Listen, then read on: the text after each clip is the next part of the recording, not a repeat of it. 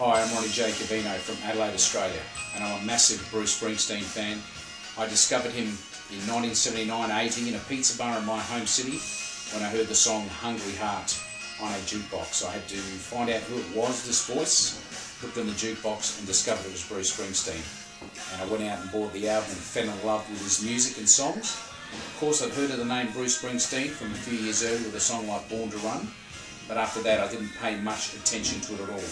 But from that moment in that pizza bar, I had to discover more about his music, and I found his debut album.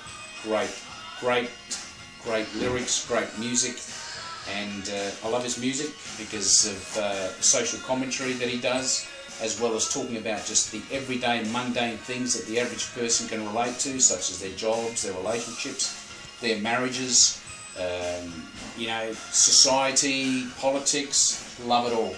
Of course, my favourite album is Darkness on the Edge of Town, and what he sang about in 1978 applies just as much to today, 2013. I was lucky enough to see Bruce live in concert in Melbourne, Australia, my wife and I, for part of his Rising tour, and he didn't let me down. It was a great show, great 2.5, 3 hour show. His latest music, The Rising, Magic, Working on a Dream, Wrecking Ball, as great as any of his early stuff, no doubt about that, that's for sure. Still can't get enough of him, so I've got him on DVD.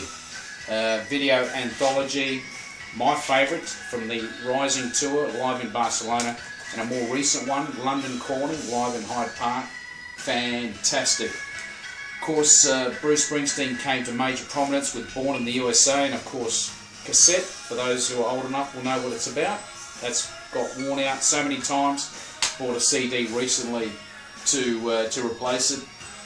And my favourite track, unfortunately he doesn't play it regularly enough, Rosalita Live, was when I discovered his earlier music. I also got a cassette copy of Wild, Innocent and the E Street Shuffle.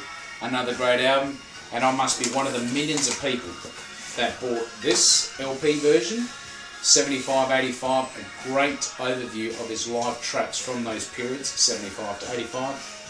So I'll be seeing Bruce again later this year, in March, couple of months' time in Melbourne, Australia for his Wrecking Ball tour. Can't wait. Bruce, thanks very much. You made my music listening experience so much richer.